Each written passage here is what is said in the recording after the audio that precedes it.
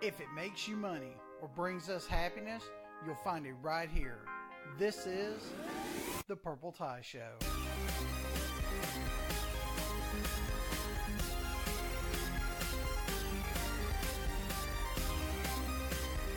Welcome to the show. I'm Robert Martin. I'm Blake Singleton. Yay! You know what is actually the greatest right now? What is the actual greatest? The actual greatest right now is chapstick and hot coffee. Hot coffee is my number one thing right now. I'm reaching for hot coffee as we speak. You hear that slurp? You hear that slurp? That was mine. I burned my tongue. Good stuff, man. It is. So, oh my God. So, half of this show is all my fault. Because I'm the one that hired the company to... This is all your fault. Seriously, I'm looking at the... You're looking at the list and go, wow, that's Robert's fault, that's Robert's fault, and that's Robert's fault. So, God, where do we start with this? Actually hoping... Actually, you know what? Let me reposition my mic real quick. Everybody, y'all ready for this? Because this is going to be... Listen to this fumble. Y'all listening? Listen. Oh, yeah, there we go. Oh, man. I kept hitting my chin on it, and I'm like, that's never going to work. It's because you got a big chin. I have the opposite of a big chin. It goes along with your butt. It really does. You got the no acetol and the no chinitol. It's rampant, man. Oh, man. So let's start off by the cold calling company. You want to do that first, or you want to talk about laptop lifestyle? No, I really feel like if we start off on laptop lifestyle, it's going to just be like... We'll just not talk about the other two. Yeah.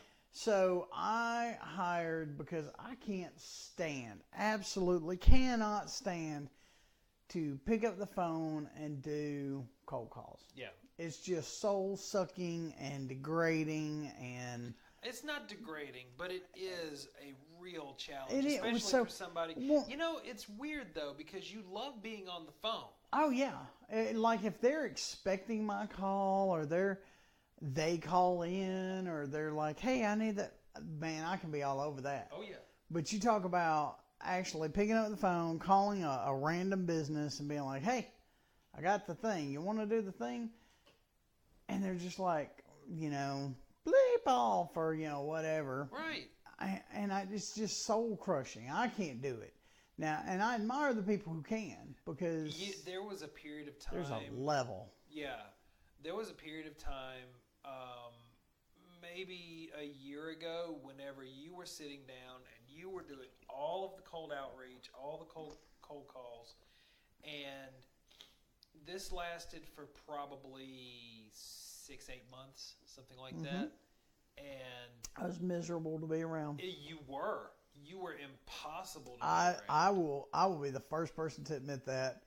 And so I admire the people that can, get on the phone, dial a company up and be like, hi, do you want to buy my stuff? No, and I hate you for calling. Okay, great. Thank you. Have a good day. Yeah.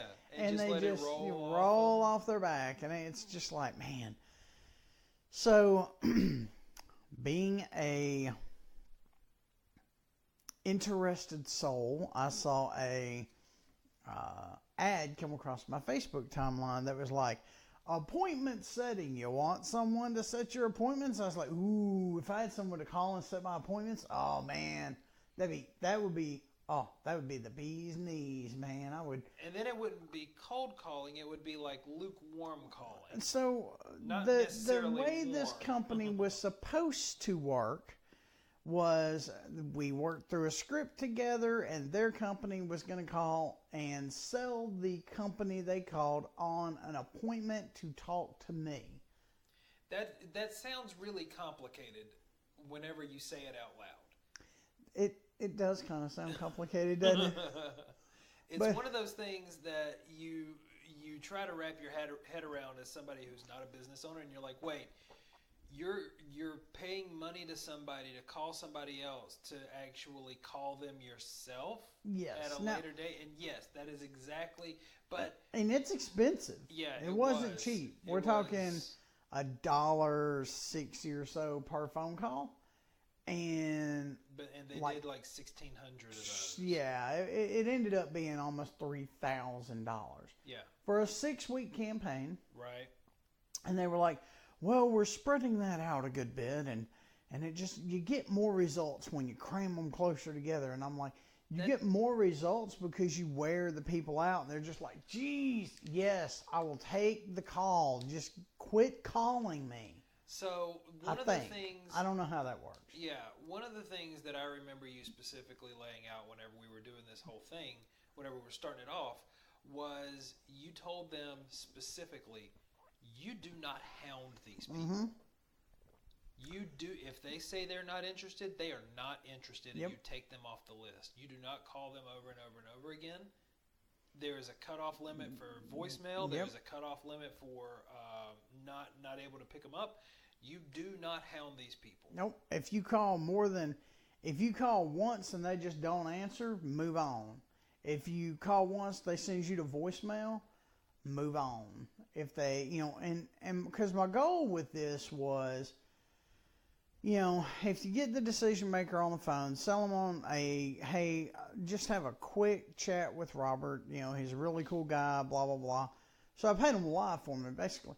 And, but I asked the dude whenever I signed the thing, I said, if you had to guess, on average, yes, I see you over there like motioning to put this on vibrate. Yes, please put your phone on vibrate. Yes, I just did. So now whenever it goes off, instead of ringing, they'll just hear whack, because I don't know what it is about the new iPhone, but that vibrator motor is stout. Yeah. It is very stout. All right, sorry, I didn't mean to interrupt you. Go ahead. But, so I asked the guy when we were setting up the appointment or setting up the campaign, I said, based on what I do, I can't be the only internet marketing company you work for or with. And he's like, oh no, we have other internet marketing companies. Yawn, and that's why I'm drinking coffee. Well, I tried to preempt that with coffee. Oh man, it's so bad. It's like 7 o'clock and I could go to bed. But so he's like, oh no, we work with many marketing companies and blah, blah, blah, blah. And he goes, I said, okay, well, cool. On average, how many calls do you get? How many appointments do you set in a 6-week campaign? Right. And he goes, well, about 60.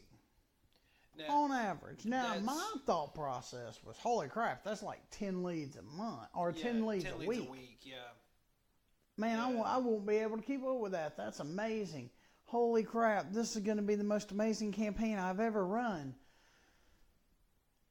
4 weeks and 12 leads later, I'm like, this sucks. Yeah, you've got 2 weeks to come up with 48 leads. And if you do that, I'm probably going to scream. But there's no way they can come up with 46 leads in 2 weeks. There's just no possible way. So we overestimated, and he's like, oh, but we're getting a lot of, please calls and send more info and blah, blah, blah. And but I get a quality report that shows me how many phone calls they made, how many people requested information. Every week that they call. Yeah. Nothing. Yeah. A grand total of like 3 or 4 of the actual, hey, send me info, call me back, whatever. Yeah, like leave a voicemail. Oh, we got a bunch of people that want us to call them back. And I'm like, where's that in my list? Yeah. Like, I need to see that because I think that's what I'm going to do instead of like, well, I can tell you what I've already done is I've hired a person to do it. Like a single person to do the thing, and she's perfect. So there's a couple of things I think she's perfect. Bring up while you're talking about this because there are some data points that we've left out. One, we weren't able to start this until the end of October. So well, and then they're like, well, we're gonna start calling on Monday, and I was like, Monday's Veterans Day. No, Sunday's Veterans Day, and I'm like, correct. Do you know anything about how anything works? Right. The banks and half of the other stuff will be do not call on the observed Veterans Day. Well, and then they ended up not being able to call Tuesday either because of some logistics thing. Yeah. And then Wednesday they started calling. But that was my point. We started at the end of October. We immediately hit the very first holiday in that, Veterans Day on November 1st. Then after that, there was Thanksgiving. Yep. Then Black Friday. Yep. And then we've got Christmas and New Year coming up, which is right around the corner. It's like 2 weeks away. Well, now this is the thing. I told them, I said, don't call the week of Thanksgiving because no one cares. Do not call the week of Christmas because that's just stupid. Right. And don't call the week of New Year's. Well, no, we need to pick it up right off the bat in the New Year. And I'm like, New Year's Eve is on a Monday. New Year's Day is on a Tuesday. You mean to tell me you're going to pick up and start calling Wednesday, Thursday, Friday? Some people are going to take the rest of that week off. And you're going to waste my phone calls. They're my phone calls, not their phone calls. They don't care. That's my point.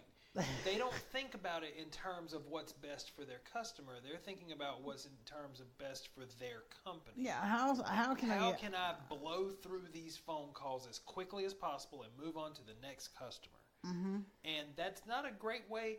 You can't tell me that the little sales guy that got on the phone with you didn't know that a holiday that happens on a Sunday is observed on a Monday. He's a veteran. And I'm like, dude, do you not understand? I mean, come on, let's not do this thing. Yeah. And he's like, well, if we'd have pushed these calls together, you'd have got better results. And I'm like, how does that work? I don't understand. If you're calling different people every time, it's not going to matter. If you're calling the same 10 people trying to get me an appointment with the same 10 people, that's dumb. Yeah, I want you to try and call all of the people in the list, not 100 people 100 times. Yeah, well, and I gave them, I don't know, 2,500 people. That's something else that I'd actually forgotten about that I think we should talk about. The customers that they're calling for us. Mm-hmm. So, if you please fill in the audience and tell them what a SIC code is. Okay. So a SIC code. Is it inset? Not inset. What is it? No, you had it right. It's a SIC code. Yeah, it's so basically everything is broken down into government codes, right? And so their government codes were like, generic for medical. Well, that was hospitals and doctors and like people that. And we had to pay for this. Yeah, gonna have to pay for this. I was like, I'm not. And then I was like, lawyers. Okay, well that's cool. But then they've got everybody grouped into law. Yeah, but see, that also includes judiciary stuff like judges, probate judges, trial judges, all kinds of like. And I didn't want all that stuff. You can't help those people. And I was like, I want to narrow it down to, chiropractors and surgeons and like people that I know I can work with. And he's like, oh, SIC code 80 or whatever it is. Yeah. Oh yeah. You'll be very I said, well, I've got my own list. And he goes, well, I think you'll be very impressed with our SIC code options or whatever he said. And I'm like, you've got like 10. Yeah, you've got the top level SIC codes. I can't even go within the, See, I don't think that they are used to dealing with. We've had a government liaison for doing bidding for government stuff. Contracts. That's the word I'm trying to think of. 15 years. Yeah. So I know all about, SIC codes and, There's a couple of different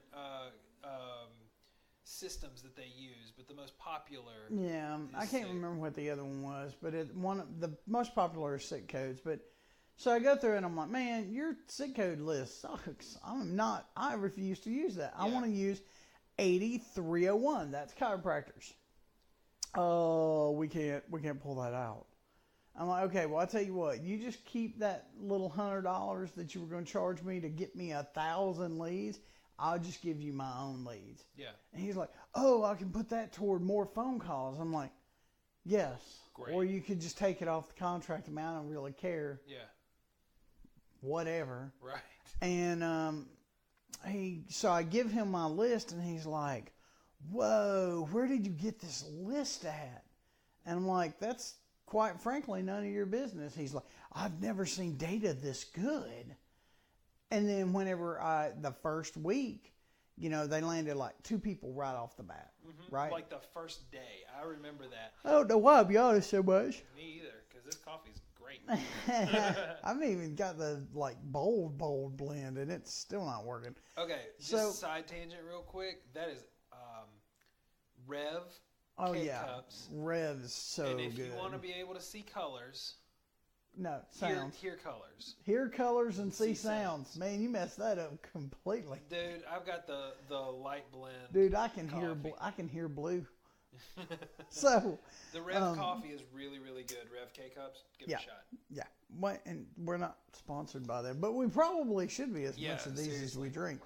Anyway, he was like, "Oh, your data is so good. I've never seen data this good." And then they land like 2 people right off the bat. Yeah, and he's like, "Well, it's because you gave us a superior data, blah, blah, blah, blah." And then crickets for like 2 weeks. And I'm like, what happened to that superior data? Yeah.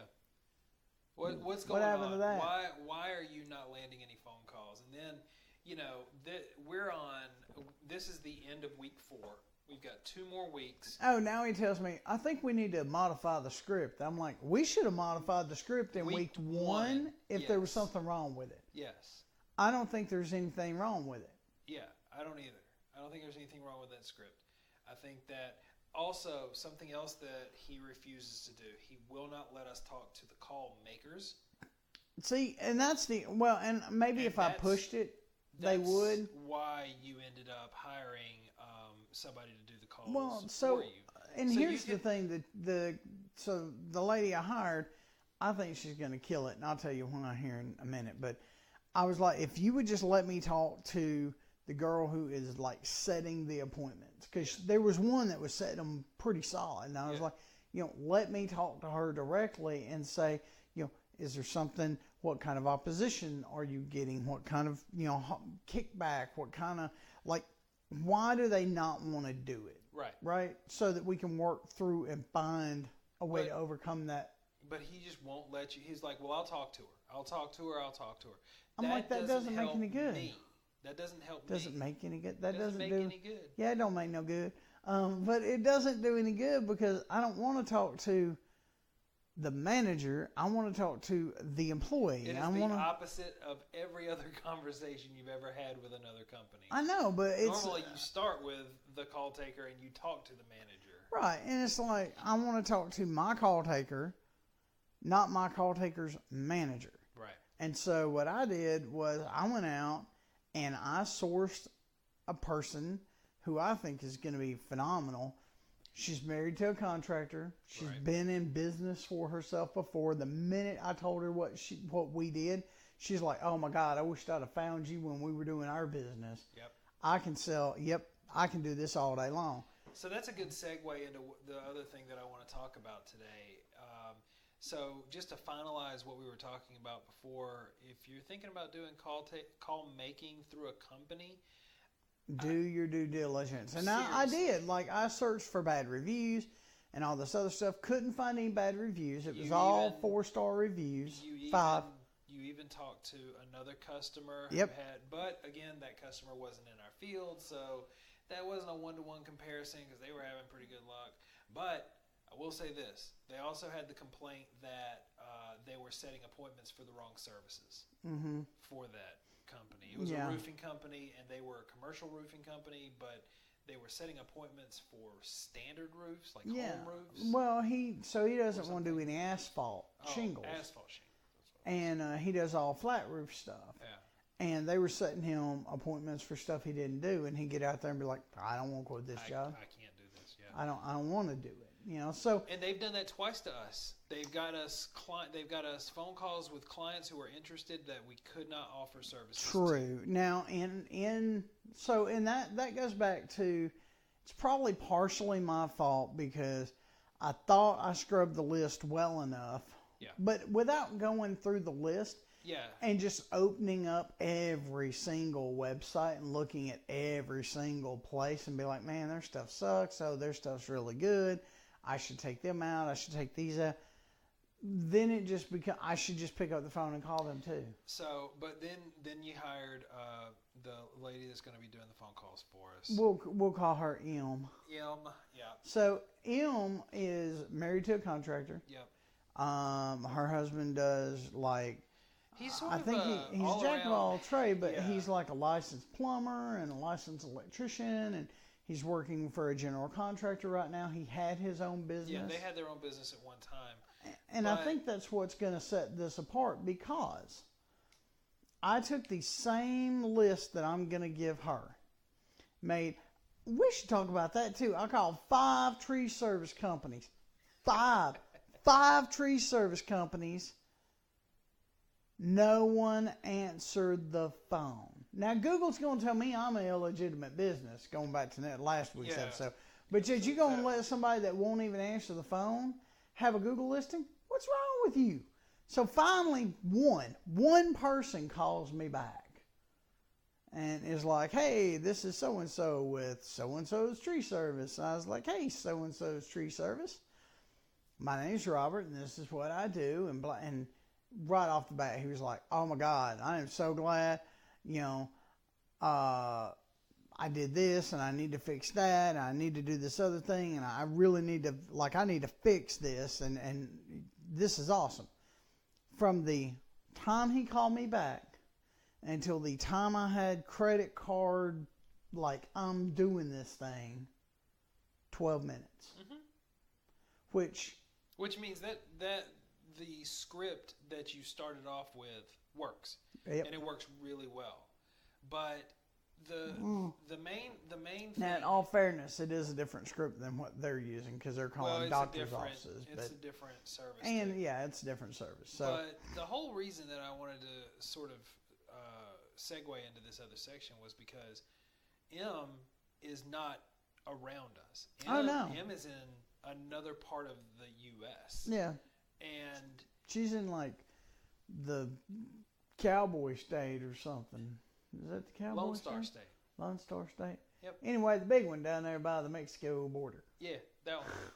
She's in Texas. And we got her through Upwork, which is where we've sourced a whole bunch of people. We've probably hired 24 people this year. Well, and here's the thing, though. The one thing I do like about, Upwork is if I hire someone through Upwork and they don't work out, I just don't renew their contract. Yeah. There's no awkward conversation. There's no firing. It's just like, all right, the work that you were working on is completed. Your contract is done. Bye-bye. Your contract's over. We're done. No need, no drawn out anything. It's not like, oh, no, but why are you firing me? No, your contract is done. You know what else they can't ask for? Pay raise. I guess. Well, I mean, they could. They could be like, I can't do this contract for this much money. I will say this. We were hiring out for writers, and we had a set amount of money for a set number of articles that we wanted, and we hired this woman, and I don't remember where she was from, Russia or something like that. No, this was a long time ago. Not her. Not the lady that just stopped responding. And that is something that you will run into whenever you use people through a service like Upwork.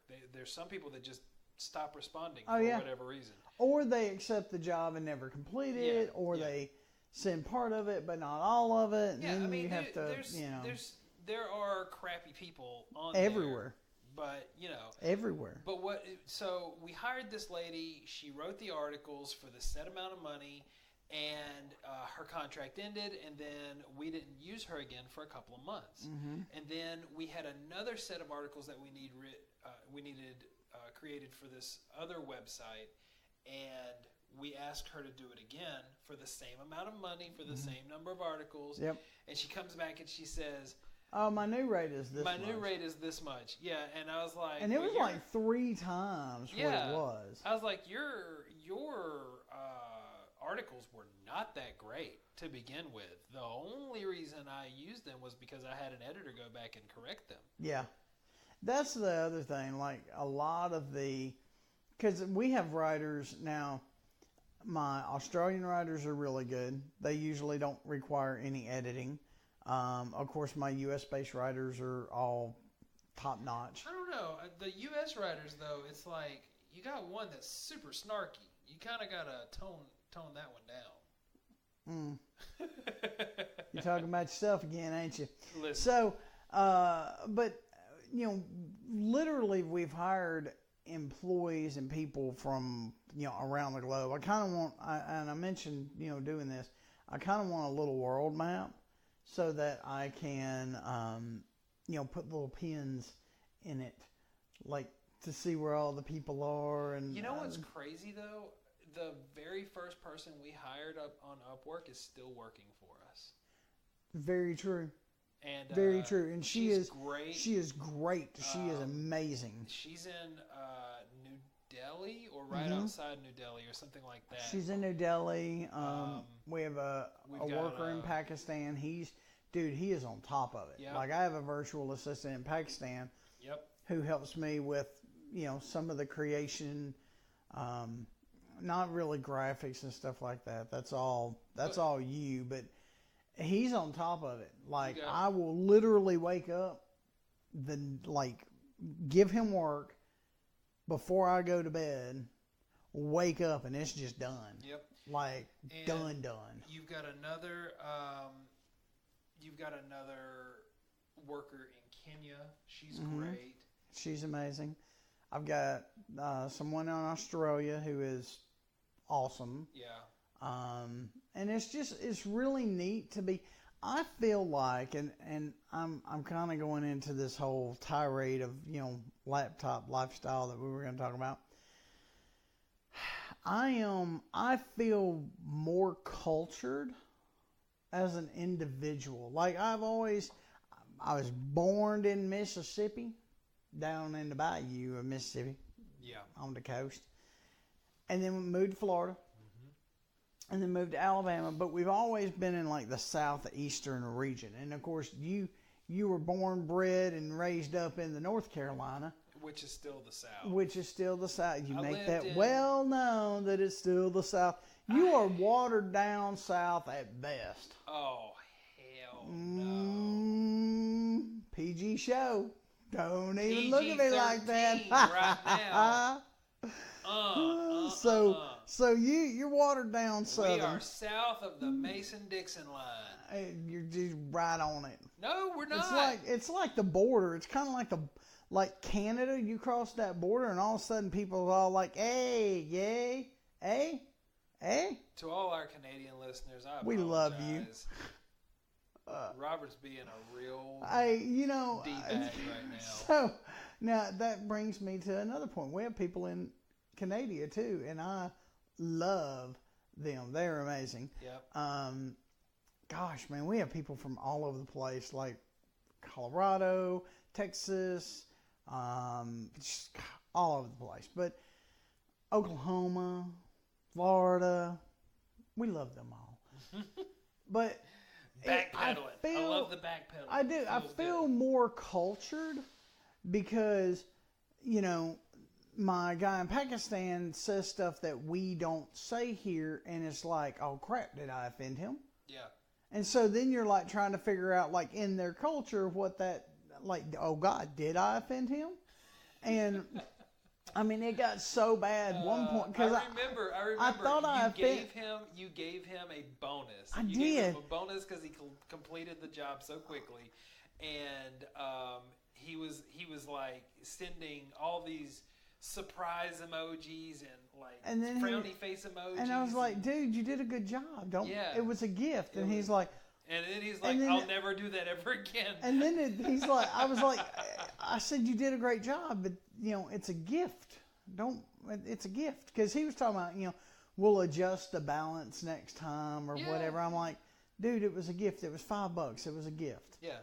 And he was like, so does that mean I never speak of this favor? ? And I'm like, What is he talking I'm like, about? oh crap. So I'm starting to Google. I'm like, what did I do? I just Asking made people him mad. I'm asking people online, does anybody know anything about the culture in Pakistan? I think I made my VA mad. And it got so bad that I was just like, you know what? Screw this. So I Skype called him. Yeah. And actually talked to him. And he really great guy. And his English is really good until he gets excited. Like if we get to talking, like that's everybody. Though. Oh yeah. Like, if you start talking to somebody in the South. Oh yeah, and you just mentioned if you talk to somebody in Alabama and you bring up the word saving or roll tide, you got to pick a team. It becomes incomprehensible. Man, I tell you what, that saving right there, it's roll tide right there. There ain't no worry going. But we would get to talking about websites and the technology portion of it, and literally he would go from me and you talking perfect English to just like I literally would have to be like, hey, called him by name. I was like, hey, you're gonna have to slow down, calm down, slow down just a little bit. Now say that again, but say it like 3 times slower because I'm from the South. And he would laugh and he'd be like, okay, I'm sorry.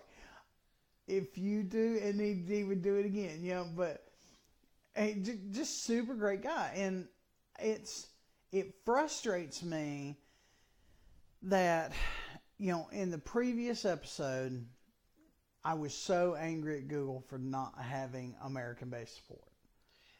Yeah, and there's a thing, like I wouldn't have one of my customers talk to him directly. No. Right? I would take my customer information and be like, okay, yep, I can do that. Well, see, here's my theory about that. I feel like there are crappy people everywhere. Mm-hmm. And the people that you were talking to at Google... Speaking of laptop lifestyle. Yeah. Go ahead. People at Google. The people that we were talking to at Google straight up turned into bullies. Mm-hmm. They weren't trying to help us. We talked about this earlier. It was like they wanted to push that button to see just how far they can make it go. Yeah, they wanted to see exactly how much they could make you, what the hoops that you could jump through for them. Like, they made me believe that they were about to delete the listing altogether, which at this point I just wish they would have because I lost everything anyway. Yeah. But he was like, you'll never get it back. I'm going to delete it. Or it'll get deleted and you'll never get it back. You have to provide me with signage right now. Yeah. But then there was the person that, he was the one that said signage, and then he was the one that was, And then they wanted a business license. The business license that had the P.O. box and stuff like that on there.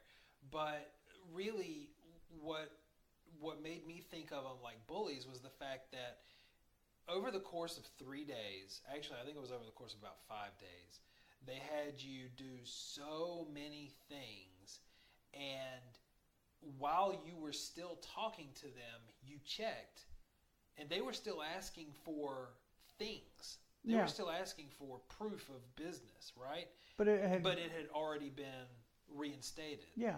And so, what did they really need? Yeah. They couldn't tell you. Yeah. Speaking of that. Okay. Speaking of that, I have to side tangent. Zoom and PayPal. Okay, Zoom, XOOM. This is a PayPal. It's a PayPal service. It was a standalone business that PayPal purchased a couple of years ago. They should have left it.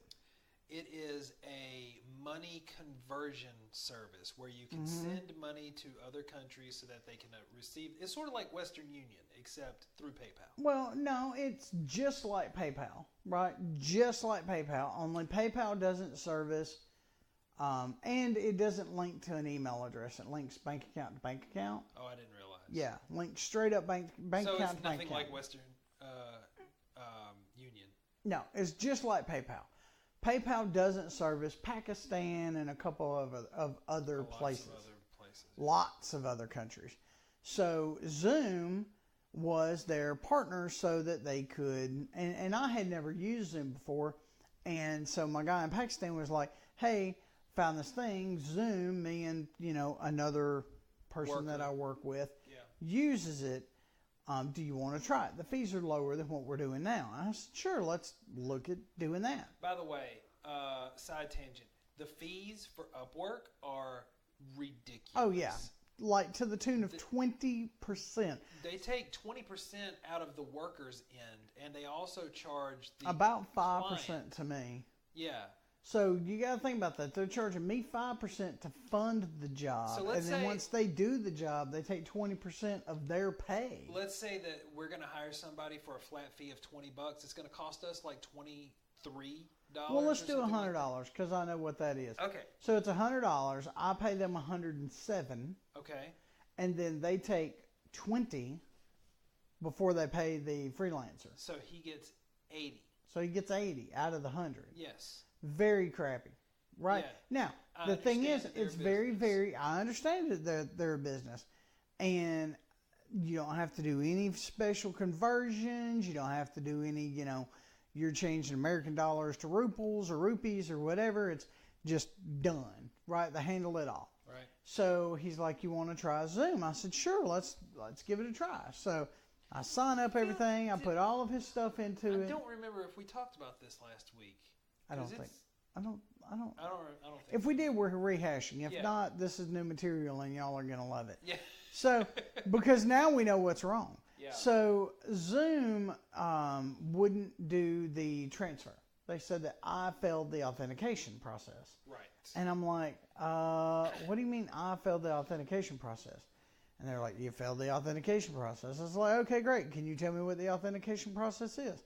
Nope. And they were like, nope, it would break our security whatever. Protocols, yeah. And I'm like, man, you guys are stupid. You know what? Forget it. I'll just send it through something else. So now, this is a very shortened version of what actually happened. Because we tried for it was like a week, I guess, where we tried to get this money to the guy using Zoom. But they refused to tell us. All they would say is that we failed authentication and that it would break their authentication policy if they told us why. It was. And I was I think they ended up disabling our account or something. Yeah, they were like, if you try to send again, it will never go through. And I'm like, okay, well, that's cool. Let me go find something else. So I went and found something else, and it's called Remitly. And so I keyed in everything, and the fees are lower. Like I paid $3.99. Well, with Zoom, I would have paid $5, and he would have paid $5 to get the money. Right. With Remitly, I pay $3.99, and he pays nothing, which I think is great because the trade-off here is time. It is. The trade-off is Zoom time. would have been like a day transfer or something. This is more like 3. Yeah. And weekends don't count. Yeah. So if you move it on like a Friday, they get it like Monday or Wednesday. If you move it on, If you move it on Monday, they'll get it like Wednesday, Thursday. If you do it on Friday, they'll get it like Wednesday, Thursday. Yeah. I mean, it's a long wait. But, that he's not really worried about that. He would rather, continue working with me and, which I think is great. While we were figuring out Remitly, you were like, okay, ask him what his first and last name is. And I gave you his first and last name, and he was like, oh. Or you said, oh, I put his middle name as his last name. That's what was wrong with Zoom. I had, because his first name and the middle name was Sharif, which could be a last name as well. So his first name is like the people here that are called Leanne. Yeah. Yeah, so I put Lee and then Ann as the last name, but it wasn't the last name. Right. I was like, oh, well, I know why Zoom didn't go through now. Yeah. Instead of telling me, hey, you got his last name wrong, or they don't even have to, the sender's account you were trying to send to doesn't match the sender information. Yeah. And it's like, oh, okay, well, I know how to fix that now. Yeah. But now I will never use their service ever. Because their support was so just not even bad support. It was just rude. Yeah, rude. They were literally rude. And then I had some guy, call to follow up, and I blew him into like the middle of next week. Yeah. I was just like, let me tell you. Let me give you and the I rated just R like version of this conversation. well, that is definitely a like rated Z or whatever it is, you know, 18 plus. But so anyway, we got that all figured out. And I love working with my people from around the world. And because I do enjoy the different cultures, and I do enjoy the different, just the way that they communicate. Because they're like, for him, dear is not a term of endearment like it is with it's like America. Friend. Like it could be a friend, right? Yeah. But he will use it in like, you know, my dear. Yes. And not put friend or anything, my dear. Yeah. And I'm just like, okay, dude, don't do that. That freaks me out because over here, that's a term of like love. Yeah. And I don't love, like, I like you a lot. You're good. Let's not get this, you're a good you know, guy, but let's not sugarcoat this. I yeah. really like you, but let's just hold off on that. And so, but the laptop lifestyle, we'll lead into this segue. Here's the thing about, I had it listed as laptop life, cell phone life, and digital nomad. Now, I cannot stand buzzwords. Oh man. Because all they are is a different way to say something that has been around forever. Okay? Digital nomad, that's garbage. It doesn't exist. It's called homeless It's called with being a laptop. homeless with a laptop. Yeah. You're exactly right. It is called homeless working from a laptop. Yes. If you're couch surfing as a digital nomad. See, couch surfing's been around since probably the 60s. Oh yeah, where you don't actually have a home. It's just You're your just couch moving surfing. from friend friends to friend. friend's house. Yeah. So, but you know, and in the digital nomad laptop lifestyle, whatever you want to call it, they're going from Airbnb to Airbnb, or wherever, or friend to friend. Or I got one friend from the U.S. who is in Bangkok, I think it is.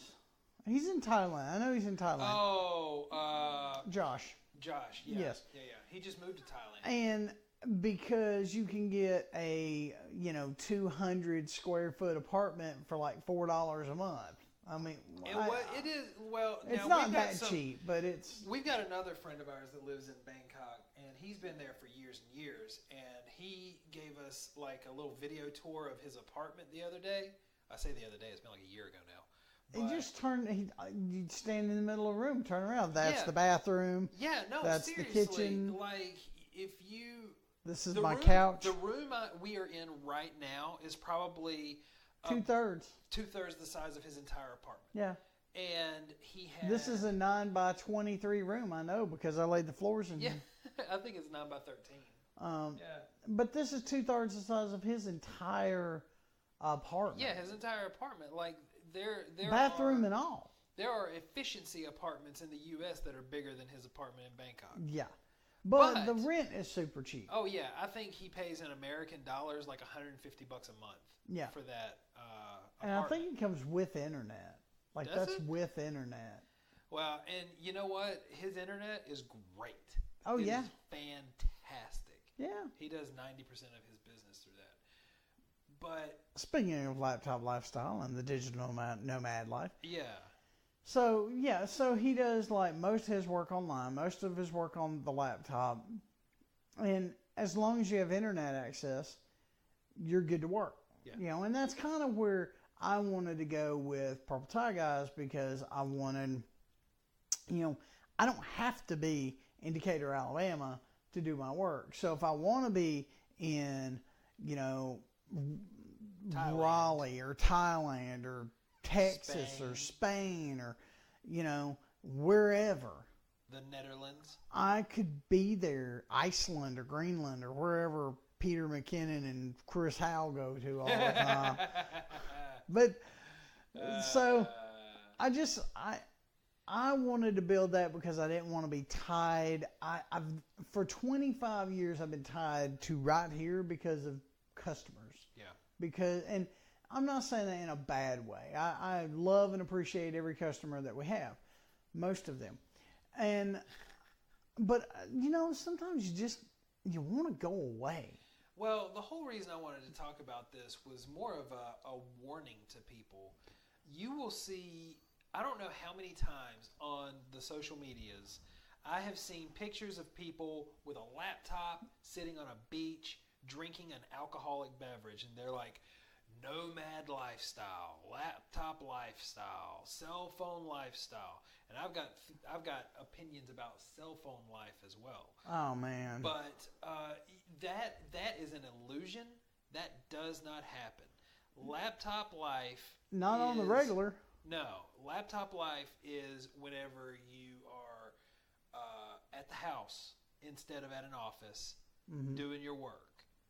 And you better be okay with that. Or, you can be at a coffee shop or whatever. And I'll tell you, from leaving from the big office downtown to working at home, we had this conversation with a friend just the other day at the gym because she works at home. I was like, let me ask you a question. You work at home. So whenever you're having a really bad day at the office, and you actually have an office, you can be like, screw it, I'm going home.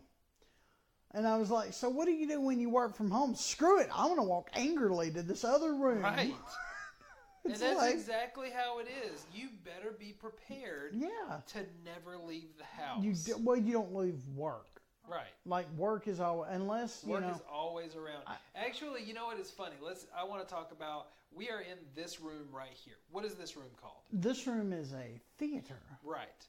You've got in here, there's a TV, there's some like smart devices like an Apple TV and things like that. There's an Xbox. And it was meant to be a getaway, sort of. Theater. Right. Yeah. It was just a place to, rot your brain and watch the TV. Straight up put a Mac Mini in here where I could work. Put a computer in here so you could work Let me tell you, comfort. And we mentioned on the one of the earlier episodes of the podcast, I was like, I'll let you guys know how it feels to work on a 49-inch TV on a Mac Mini. Yeah. It's fantastic.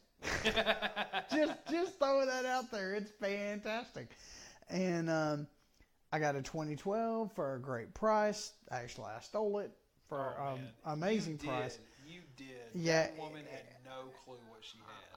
And it was a 2012 Mac Mini. Granted, it was running, 4 or 8 gig of RAM or whatever. But I got a cinema display with it and mouse and keyboard. And then the Mac Mini, I upgraded to a solid state hard drive, 6 or 8 gig of RAM, and it screams. Yeah. I mean, it's really a screamer. Fast. I'm not touching that.